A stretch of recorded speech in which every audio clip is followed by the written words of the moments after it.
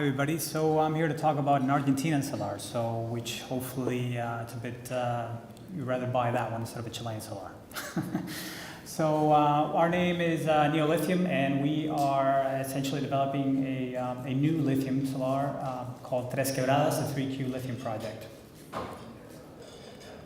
little bit of cautionary statements, and this is why we think Lithium is the right place to be in. First of all, we're pure play. We have one asset, which is in Catamarca in Argentina. It's a new discovery, which we essentially discovered in December of 2015. We own 100% of the project. There's nobody around us and the complex, and it's fully permitted into feasibility. We fast-tracked this asset. We've raised over $45 million. We've put back almost now $9 to $10 million into the project.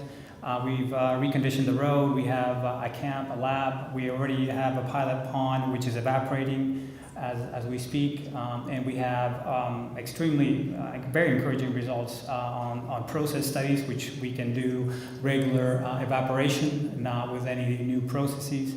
And we also put out some press releases with extremely good drilling results, which are one of the highest in Argentina and one of the highest in the world in terms of brine.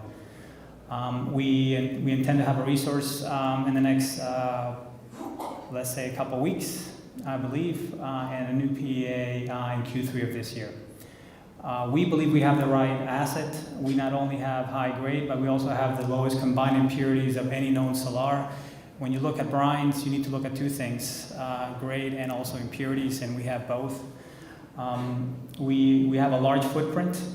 You need that because if you don't have that, you're not be able to have a big enough resource to make this thing happen and be economic.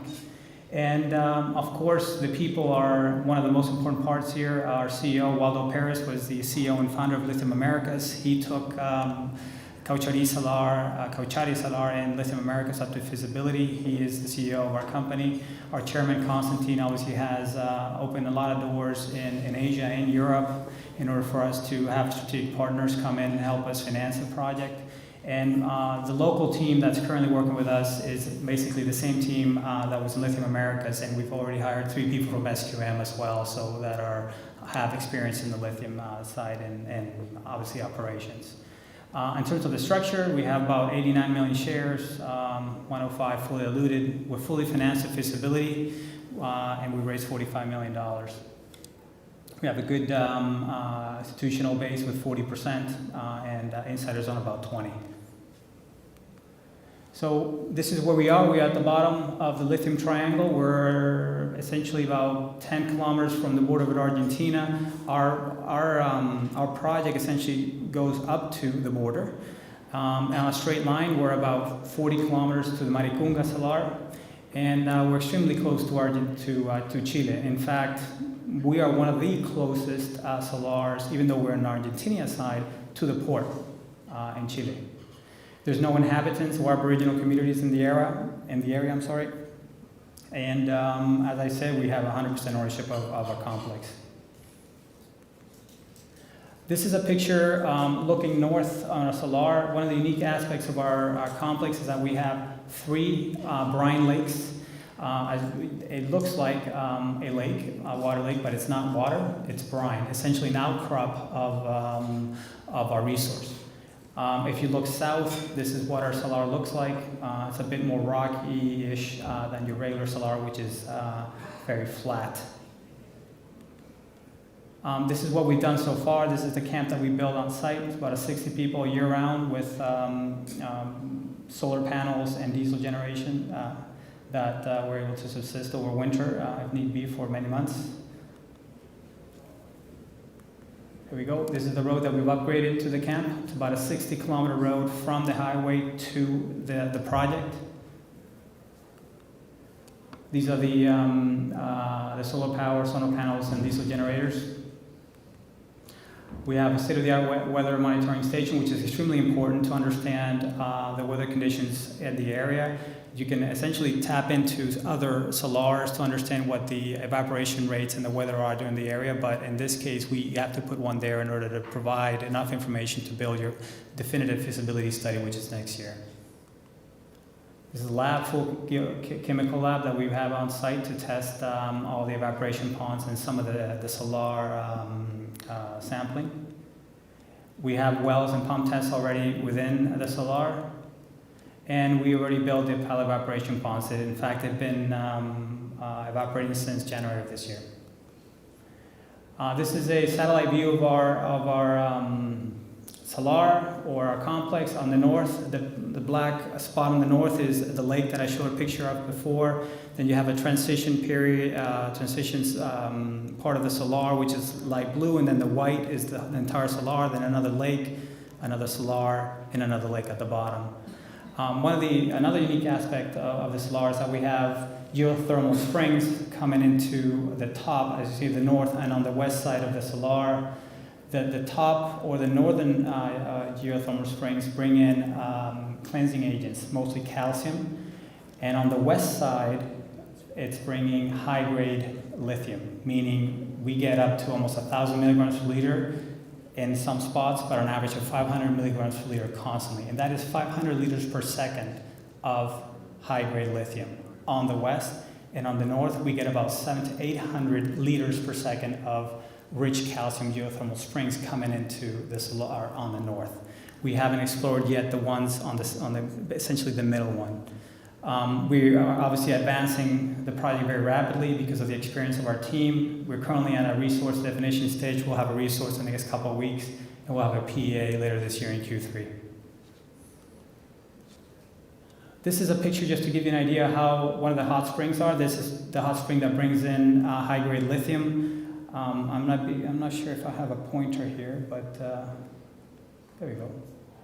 This right here are cars, and over here you see some people walking. So it gives you an idea of how big this geothermal spring is. This is what geochemistry. This is what we did back in April to establish what we thought was our grade and our impurities. We did about 250 samples. Almost 300, I'm sorry, and that helped us understand what we had. This is the results. All the black dots here are the sampling work. On the left-hand side, you'll see the high-grade lithium on the north, on the blue, and on the green, you see the high-grade potassium also on the north. Now, obviously, that's the grade we have on the northern target. The average grade there is above 800 milligrams per liter. And importantly as well, on the northern target, you see the white color. That is very low. On the left-hand side is the magnesium to lithium ratio, and on the right-hand side is the sulfate ratio, very low on both the northern target. So obviously, again, you not only need to about grade, you also need to understand the critical impurities. After that, we did some geophysics to understand where we should focus our drilling program. We did about 55 kilometers, 9 geophysical lines, and this showed us, as you see on the right-hand side of the map, where we did those lines. We we expanded our, what we could call the northern target to 20 kilometers instead of 14 kilometers. And we saw, and in this case, we saw brine up to almost 200 meters. What we've done so far, we already finished, but it's 12 platforms, 24 holes, about 2,500 meters drilled, and we a combination of diamond drill holes and rotary holes. This is a bit of geology. The interesting part about this is that we found two types of aquifers. We have an upper aquifer and a lower aquifer. The upper aquifer is about 70 meters, up to 70 meters deep on average, and then there's a halite core there without not much porosity, and then again, at about 120 meters, we have a lower aquifer that is still open. So we haven't even found the bottom of that yet. These are the drilling results. As you can see, the drilling confirmed the high grade on the north side with up to almost 1,000 milligrams per liter, 600, 700, and so forth. And what we did is that we expanded our drilling down to what we call the southern target, where sampling work about a meter gave us grades of almost maybe 200 milligrams per liter. But when we drilled, we found 400 to 500 or even 600 milligrams per liter at depth, still open.